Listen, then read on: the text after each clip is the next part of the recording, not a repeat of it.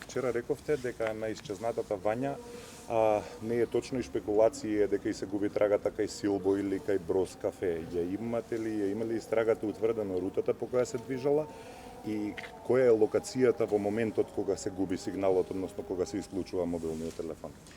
Ова го искажав за да не продолжиме со ширење на шпекулации во јавноста, заради тоа што шпекулациите не носат добро за целата ова истрага. Значи, низа на криминалистички истражни мерки се превземаат во изминатиот период, се со цел да се утврдат сите овие факти. Тие факти кои што ги утврдуваме преку овие истражни мерки, ќе ги соопштиме во јавноста во момент кога треба да бидат соопштени, заради тоа што предвременото соопштување ни прави проблем.